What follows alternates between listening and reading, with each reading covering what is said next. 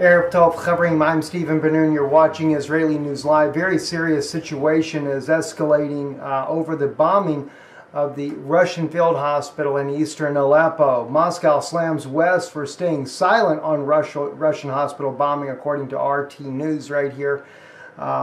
This hospital here killed a couple of the doctors there. It says the Russian Foreign Ministry has criticized Western leaders after none appeared to condemn the shelling of a mobile Russian hospital by militants in Syria.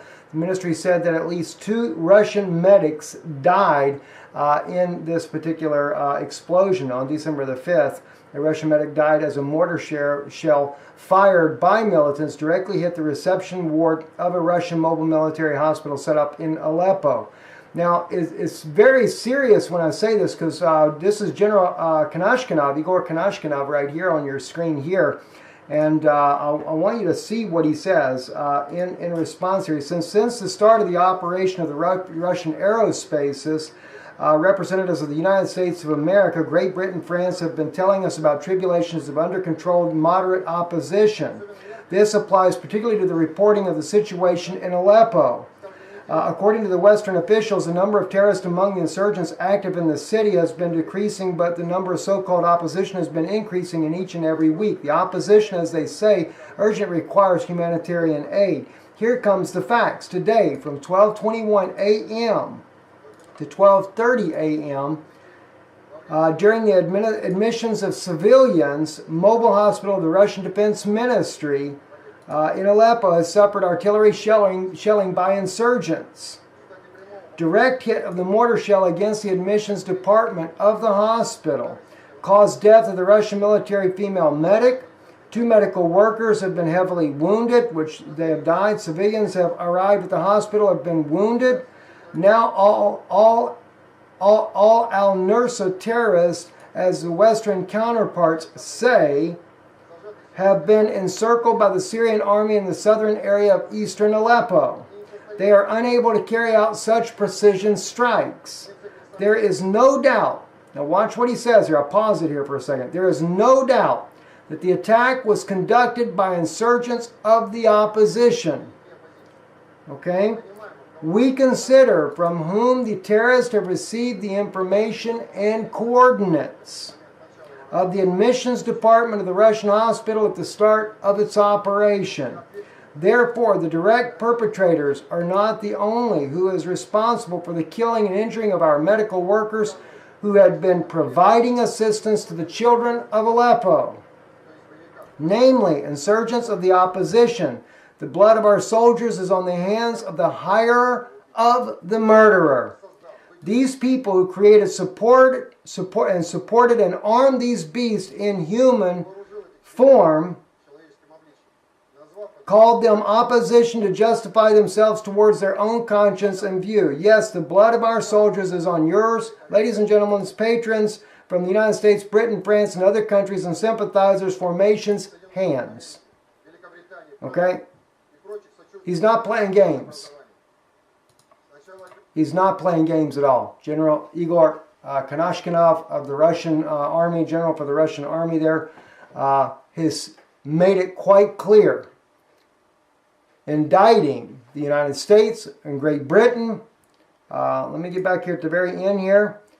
France and other countries and sympathizers and formations. It's on their hand. Their blood of their people is upon their hands. That is a very provocative statement there. And that could very easily escalate the situation that is going on. Now, here's something else that's interesting.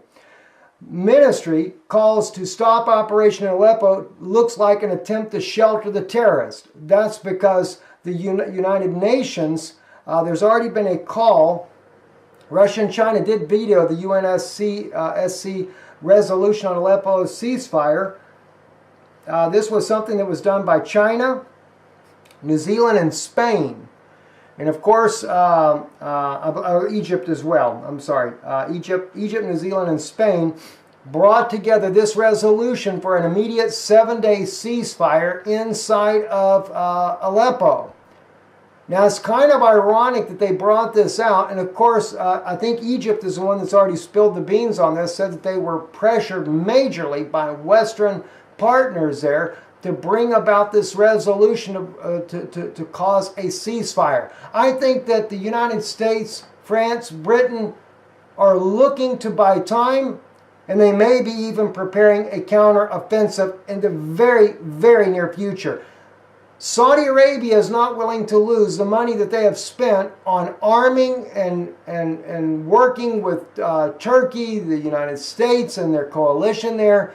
To topple Bashar al-Assad. They're not just going to go away silently. This is not just going to be something that's going to be swept under the rug. Even Belgium is calling on donating and giving money to Syrian government and leaving Assad in power there if he would allow the resistant fighters there to have their own territory that they would govern inside of Syria. They're grasping for straws big time. I realize now Russia, though, they've had a couple of blunders with their